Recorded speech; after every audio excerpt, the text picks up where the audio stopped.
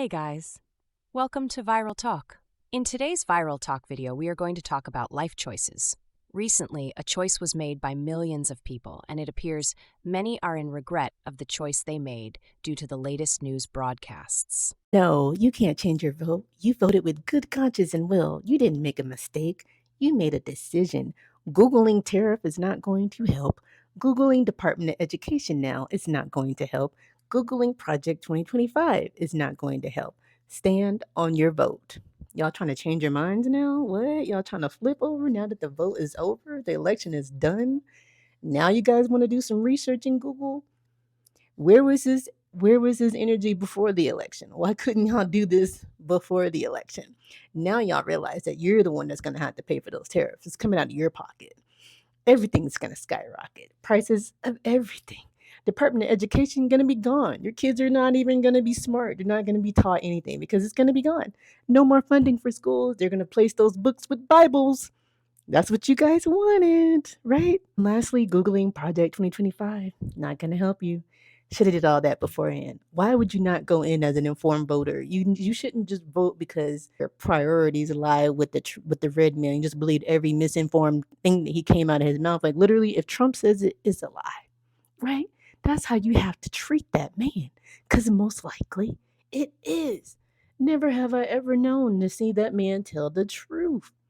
But this is the presidency that you guys wanted. So long live America. So I live in Louisiana. We're a red state, unfortunately, but it's mighty funny that, you know what I'm saying?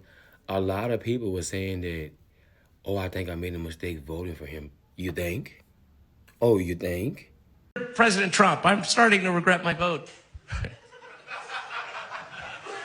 What? Now? Now you're starting to regret. Yeah, that's right. I mean, I was fine in the beginning. I can overlook, and I'm okay with the blatant racism and the crass sexism and the deranged narcissism and pandering to Nazis and supporting pedophiles and proudly bragging about being a sexual predator and paying your mistress to have an abortion and openly cheating your employees and mocking the disabled and praising murderous dictators and the constant pathological lying, the petty vindictive cruelty, the staggering ineptitude, the unapologetic corruption, the nepotism, the mob ties, the calculated mendacity, ignorance as to how American government works, encouraging violence against those that question your authority, the theft of our tax dollars to pay off your mountain of debt and or go golfing. Did I mention the relentless lying? You're a liar. Being a white nationalist, demonizing immigrants, the obvious disregard of the Bill of Rights, lying about whether Russia had hacked our election when you knew all along it had, then lying about it, the collusion with our sworn enemy and the sworn enemy of democracy, your dereliction of duty, your treasonous activities, and I was with you when you cheated.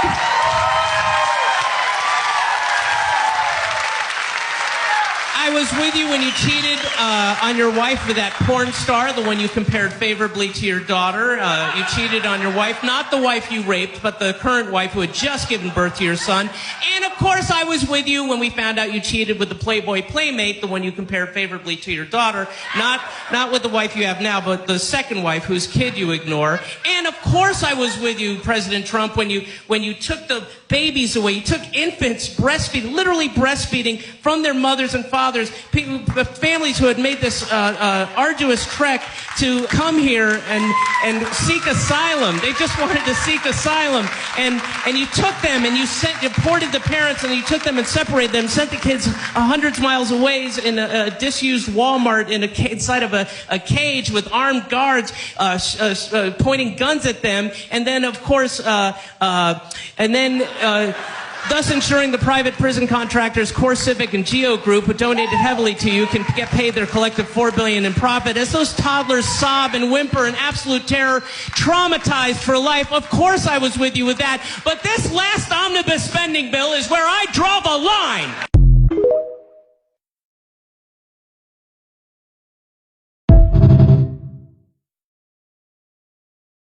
I want to preface what you're about to see by noting I am not looking for sympathy or validation here.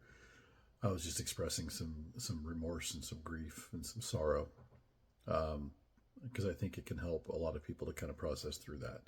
A lot of people who were like me voted for Trump and have to account for that. There are moments where I'm just overcome with grief and regret. Not anger, not rage, but just grief and regret over having voted for Trump in 2016. And I get that I've come a long way. I get all that. That doesn't take away those moments. It does not take away the regret, the guilt. I mean, I could work through it, and I do that regularly for a lot of different issues, not just who I voted for in 2016, but I just wanted to document this because this is one of those moments. I just saw the Kamala Harris ad talking about how she is the president for all the people and how Trump has a history of wanting to withhold aid from people who didn't vote for him. And I was responsible. I was partly responsible for putting him in office. I was part of that crowd. And that's something I'm going to have to live with. And I will. But there are moments like right now where that can be overwhelming. I changed my voter registration the day after the Dobbs decision. From what to what? From Republican to independent.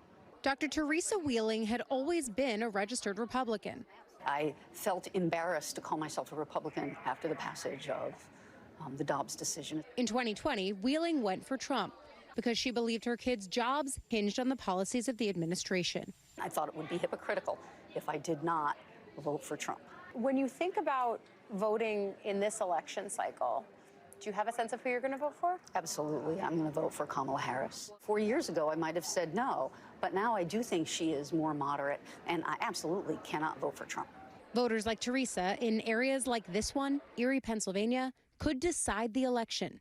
White women are the largest voting bloc in the country.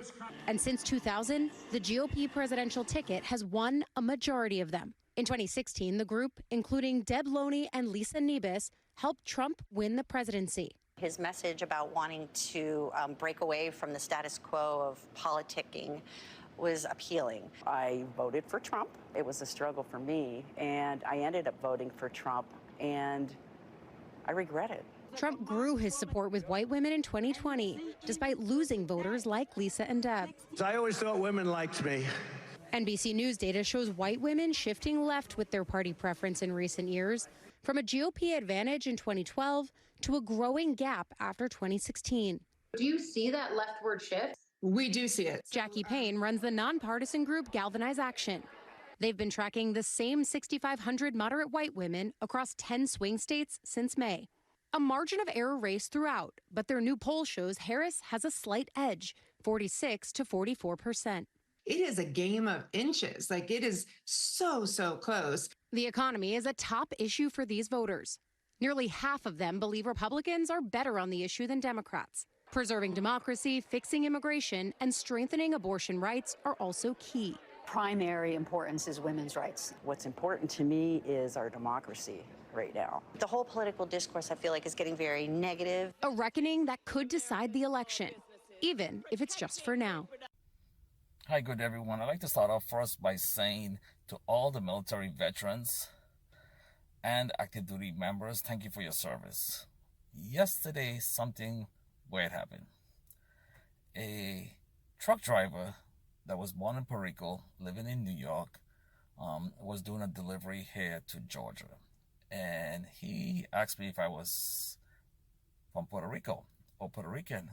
And I told him basically I do have Puerto Rican blood in me through my maternal and paternal side. However, I was born on St. Thomas, U.S. Virgin Islands. He basically told me that he was upset at what have been said.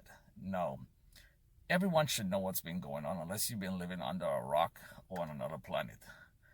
For those who just returned from another planet, there's been a lot of stuff said negative about Puerto Rico. And you could do your research on it because everybody knows what's going on. But he posed a question that I did not know. And I had to do some research. He asked, can he change his vote? He said he already went in and early voted. However, he wanted to change his vote. And at that moment, I told him I really and truly did not have an answer. I said, I think it's impossible once you have voted to change your vote. But again, I wasn't 100% sure. After doing some research, I basically told him that there's a few states that you can change your vote, however the deadline has passed. So he was a little upset because he really wanted to change his vote. However, I did tell him one way you can change your vote, and I'm not here to pick any sides, if you want to change from one side to the next, change your vote from one presidential candidate to the next. But however, I did tell him if you do want to change your vote, this is a way you can cancel your vote. If you know somebody else was voting for that person that you originally was going to vote for, and you want to change your mind and hasn't voted yet, take them to the poll. If you get 2 people to go and vote, then you cancel out your vote and you get that extra vote. Again, drop me a comment. Let me know if what I told him was correct. If he cannot vote again since he has voted and the deadline has passed. Drop me a comment. Let me know if anyone that has voted, can they go back and change their mind. Again, thank you, all the veterans out there. And for those who have voted, thank you for voting. It's a privilege and it's also a right that we have to do. Exercise your right to vote. It's Tuesday, the deadline. Please vote. Thank you. I'm also wrestling with a lot of guilt because I know now that decision is actually pro-death. I have a lot of guilt and genuine shame. Probably going to get some understandable hate for this, but I voted for Trump in the 2016 election based solely off what I believed was a pro-life conviction at the time. I was a very politically and scientific illiterate person. As a Christian, I believed that we were supposed to take care of the widows, orphans, sick, and the poor. I was only seeing the Democratic side doing these things. There were a lot of misconceptions and propaganda about late-term abortions. I still see that propaganda today, and I see conservatives fall for it. I'd see people wearing Republicans for Voldemort shirts, and I would laugh. But I still voted for him. I had to save the babies from late-term abortions. Day after Trump won, I knew I had made a huge mistake. I saw Christian nationalists emboldened in a way I had never seen before and knew that they were going to do massive damage. Can I change my vote? Is what is trending in terms of searches in the conservative states. How do we feel about that? Because I kind of feel a little peeved. I'm a little upset. I'm a little mad, okay? And the reason for that is division is something that we struggle with as a country, right? But the way that it's weaponized by the conservatives is that they make us look like we are deceptive little demons. So anytime a conservative person is speaking to a liberal or a Democrat, in their mind, they're like, this is an enemy. They don't know what they're talking about. They're going to lie to me just because they're conniving and they want their candidate to win and they're not telling me the truth, so I'm not even going to listen. That's how it is. And then they look at, people in the Republican Party as their town square. They look at him as just like anybody else, good old, Christian values, older gentleman type. You know what I'm talking about? And so you just put your faith in them because you think that they are supposed to lead. And that isn't true. And they play on that all the time.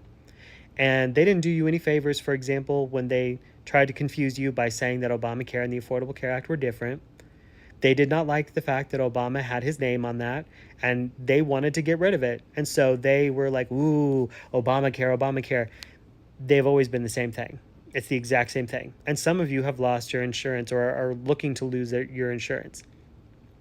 Tariffs were being touted as the savior of the American economy. Tariffs are not going to save anybody any money. We now know that. But Donald Trump and the Republican Party made tariffs seem like it was the answer and it was a good idea, because the problem is no one is actually looking into any of this. One powerful person says something. That trickles down to other powerful people. That trickles down to regular people. That trickles down to other regular people in their communities. And suddenly you have an entire party of people who believe something that is not true. And I implore you, I beg you, If you hear a word you don't understand, no one is going to judge you if you pull out your cell phone and Google what is a tariff. If you pull out your cell phone and say, who pays for a tariff? If you are watching me right now, you have a whole ass computer in your pocket that when you are in the privacy of your home, you can Google this information. Is it boring? Yeah, maybe.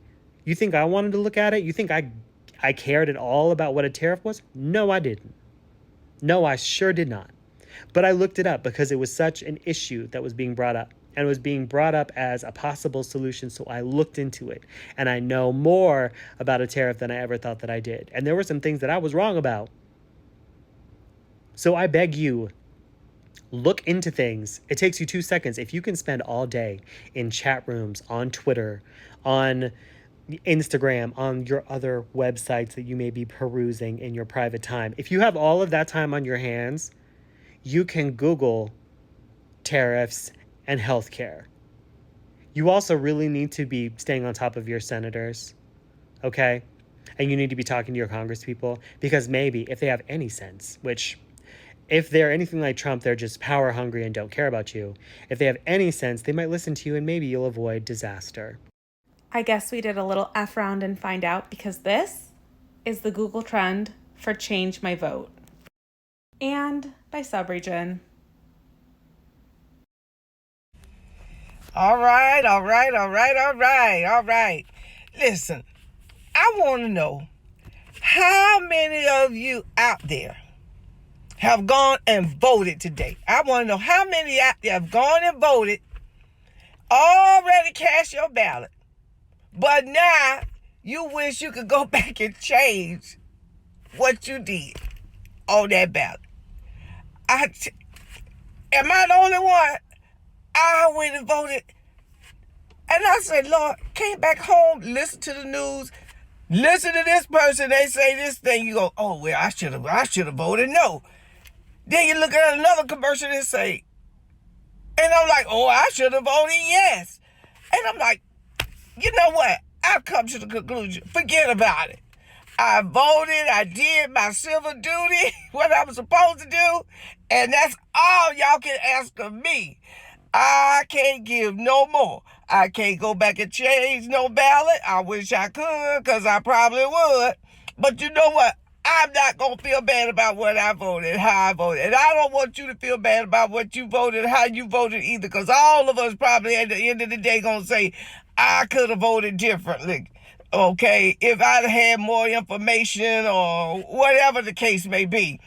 But don't feel bad because you've already voted and you may want to change your ballot. You just say, Lord, you just have your way no matter what, God. You just do it. You just put in office who you want to put in office and pray for the rest. I'm Dr. Hope, and I want to tell you, don't feel bad about it because I voted myself and wanted to think about going back and change. You can't do nothing and leave it in the hands of the Lord.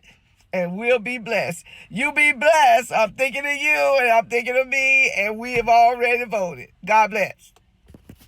I hope you enjoyed watching. Thank you for your support and watching. Please like, share, and subscribe. Make sure to hit the notification button to stay updated on all future uploads. See you soon.